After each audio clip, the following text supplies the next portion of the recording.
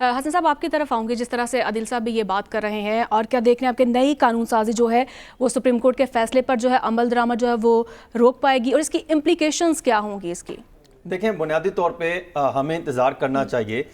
Supreme Court of Pakistan کا جب تحریری فیصلہ آئے گا سنی اتحاد کونسل والے معاملے پر. پھر اس میں دو چیزیں جو میں سمجھتا ہوں، جو میری مختلف قانون دان سے بھی بات ہوئی، جو آئینی معاملات کو دیکھنے وہ بھی بات ہوئی، اور جو میں نقطہ اٹھا رہا ہوں مزید اس کی تشریح یا اس معاملے پر مزید جو ہے وہ روشنی ڈالیں گے سعد رسول صاحب.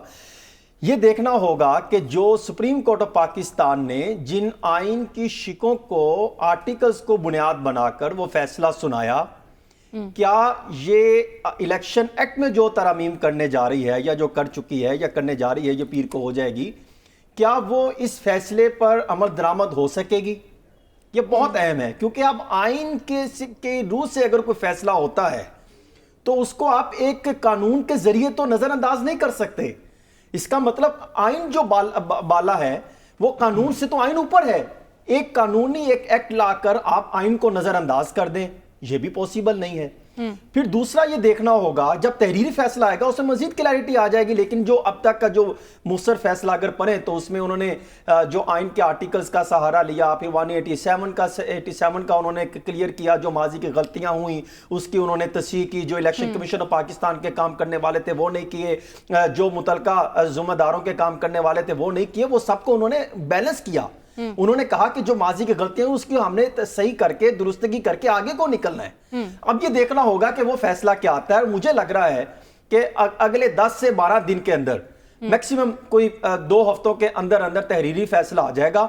اور پھر اس میں دیکھا جائے گا، پھر اس کو الیکشن کمیشن آف پاکستان یہ معاملہ لے کر سپریم کورٹ آف پاکستان میں چلی جائے گی کہ اب تو یہ قانونی کچھ معاملات آگے، کچھ الیکشن ایکٹ میں جو ترامیم کی گئی وہ آ گیا، تو پھر یہ معاملہ آگے جو ہے مشکل ہوتا چلا جائے گا. ہاں یہ تو ہو سکتا ہے کہ قانون سے جو ترامیم کی گئی ہے الیکشن ایکٹ میں یا کوئی رولز ہیں وہ رد کیا جا سکے، لیکن آئین کی جو آئین کی شقوں کے جو مطابق فیصلے ہوئے ہیں وہ نظر انداز نہیں ہو سکتے. اب مقابلہ ہوگا جو مجھے نظر آ رہا ہے کہ سپریم کورٹ آف پاکستان نے کس حد تک پھر حسن صاحب یہ تو پھر وہی بات آ گئی نا، سارے فیصلے جو ہیں اب سپریم کورٹ میں ہی ہوں گے. دیکھیں یہ معاملہ خود جو ہے حکومت کرنا چاہ رہی ہے. حکومت آپ تھوڑا سا پیچھے چلے جائیں، الیکشن رکوانے سے لے کر الیکشن بچانے تک کا سفر کیا معاملہ نہیں کیے. جب بھی مسلم لیگ نون کی حکومت آئی انہوں نے کون سی کسر چھوڑی ہے عدالتوں پہ جو ہے وہ چڑھائی کرنے کے لیے. پی ڈی ایم 1 کا دور تھا تو انہوں نے کہا کہ جسٹس عمر عطا بندیال وہ ایک فیصلہ کرتے تھے اسکول نوٹس کا، انہوں نے کہا نہیں 3 رکنی کمیٹی فیصلہ کرے گی، وہ بھی ہم نے دیکھا. اور پھر آپ بھاگتے پھر رہے ہیں کہ یہ 3 رکنی فیصلہ کر رہی ہے، اب معاملہ کسی اور طرف جاتے دکھائی دے رہے ہیں، ان کے لیے پریشانی بن گئی.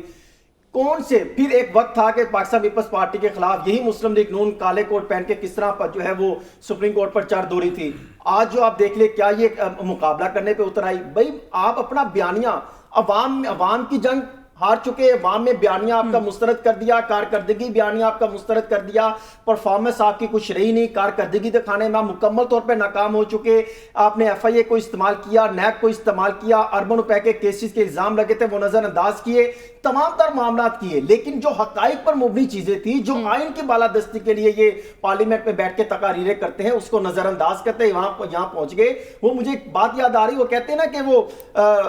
گلیاں ہو جان جو ہے سنجیاں وچکلی مسلم لیگ نون پھرے. مسلم لیگ نون تو صرف یہ چاہتی ہے کہ بالکل گلیاں صاف ہو، بیچ میں مسلم لیگ نون ہی ہو، دائیں بائیں انہی کے جو ہے وہ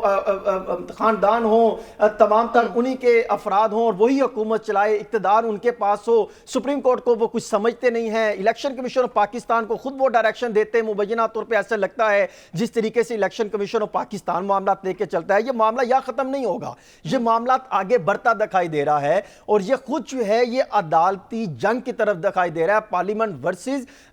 سپریم کورٹ آف پاکستان. اور پھر کیا کہیں گے کہ ہم نے پارلیمنٹ سے یہ قانون سازی کروا لی. پہلے بھی انہوں نے کروائی تھی 26 جولائی 2023 کو، اور اب انہوں نے 27 جولائی 2024 کو یہ معاملہ لے کر آگے. اس وقت انہوں نے کی تھی سیکشن 230 میں ترامیم کی تھی، انہوں نے اختیار دیے تھے نگران حکومت کو، اور انہوں نے آپ کو بلا کیا کہا تھا، آپ کو یاد ہوگا انہوں نے یہ کہا تھا کہ کیونکہ دسمبر میں کچھ ایسے معاہدے ہونے ہیں جس سے پاکستان میں معاملات بہتر ہوں گے، انویسٹمنٹ آئے گی، وہ ہوئے. وہ کس حد تک بہتر ہوئی جو انہوں نے نگران حکومت کو اختیار دیے تھے. پھر دوسرا انہوں نے جو بہت عام چیز رکھی تھی، انہوں نے کہا تھا کہ مخصوص انہوں نے 2 چیزیں کہی تھی کہ ریٹرننگ آفیسر کے حوالے سے انہوں نے کہا تھا رات 2 بجے تک الیکشن کمیشن ریٹرننگ آفیسر کو بھیجنے کا پابند ہوگا کہ جو ریزلٹ ہوں گے، اور تاخیر کی وہ باقاعدہ تحریری طور پر بتائیں گے کہ تاخیر کیوں ہوئی۔ کیا ہم نے دیکھا کہ جو ترامیم الیکشن ایکٹ میں کی گئی تھی وہ الیکشن کمیشن آف پاکستان نے اس پر عمل درآمد کروایا؟